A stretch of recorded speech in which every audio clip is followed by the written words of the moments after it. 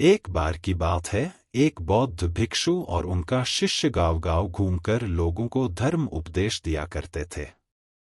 एक बार जब वह एक गांव में धर्म का उपदेश देकर वहां से चलने ही वाले थे कि तभी जोरों की बारिश शुरू हो गई। उन्होंने बहुत देर तक प्रतीक्षा की लेकिन बारिश रुकने का नाम ही नहीं ले रही थी।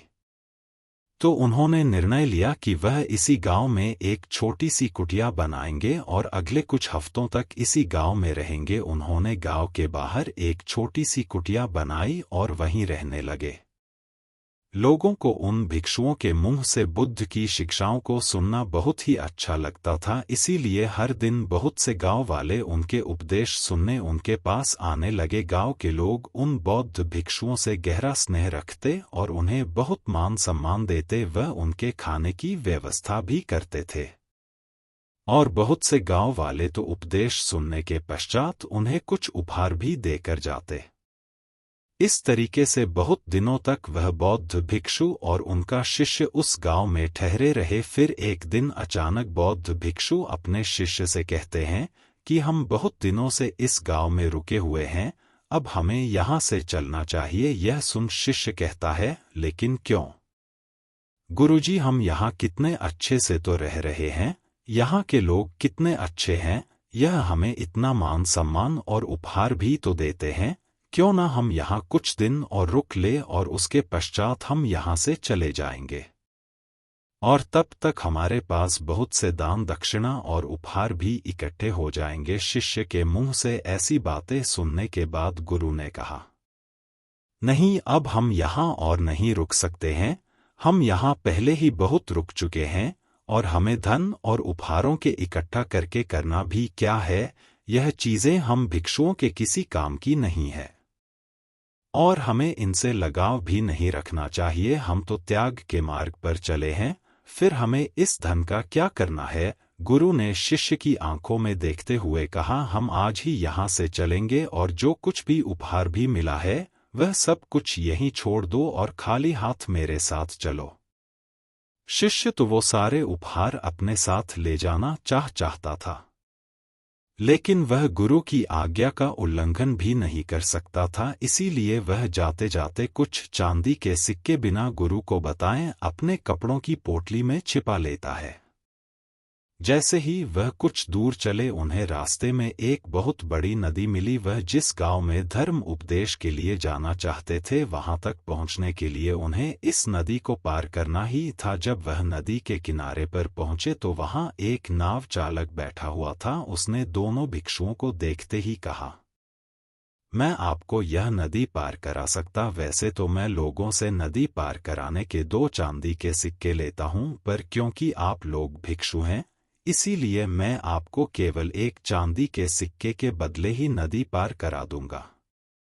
क्योंकि भिक्षु और उनके शिष्य के पास चांदी के सिक्के नहीं थे, इसीलिए वह उस नाव चालक से बिना कुछ बोले चुपचाप नदी के किनारे आकर बैठ गए। हालांकि शिष्य ने चांदी के बहुत से सिक्के अपनी पोटली में छिपा रखे थे, लेकिन वह उन्हें निकाल नहीं सकता था क्योंकि उसे डर था कि गुरुजी उस पर गुस्सा होंगे, इसीलिए वह भी गुरु के साथ चुपचाप यह सोचकर बैठा रहा कि देखते हैं बिना सिक्कों के गुरुजी नदी कैसे पार करते हैं। लेकिन गुरु यह सोचकर किनारे बैठे रहे कि हो सकता है कुछ देर बाद यह नाव चालक खुद ही बिना सिक्कों के उन्हें नदी पार करा दे, या फिर जिस गांव से वह अभी आए हैं वहां का कोई इंसान यहां से गुजरे और उनके हिस्से का किराया भी नाव चालक को दे दे।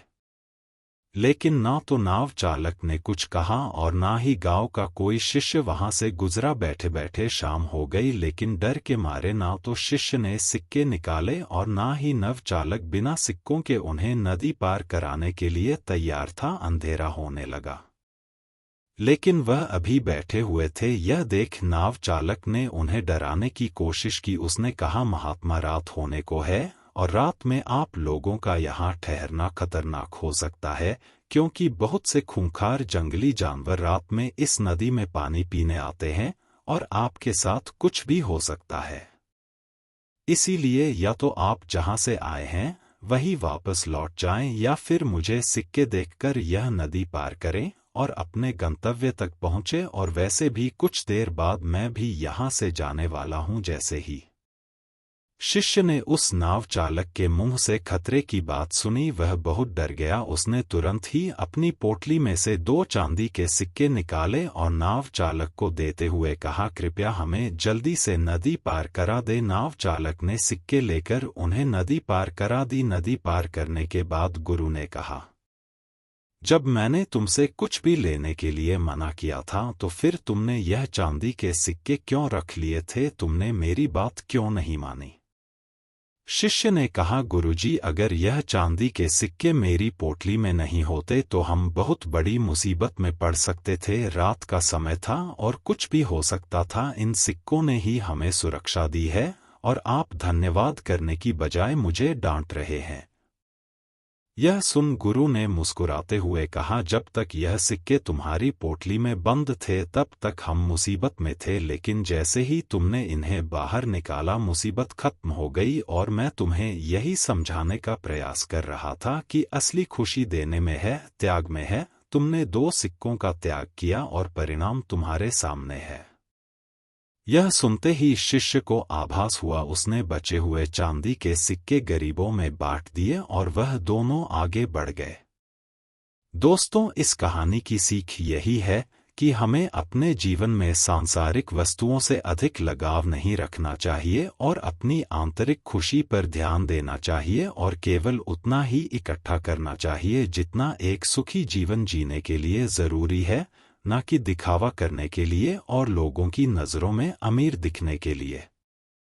तो दोस्तों, उम्मीद करता हूँ आपको इस कहानी से ज़रूर बहुत कुछ सीखने को मिला होगा। यह कहानी आपको कैसी लगी हमें कमेंट बॉक्स में कमेंट करके ज़रूर बताएं और इस कहानी को लाइक भी ज़रूर करें।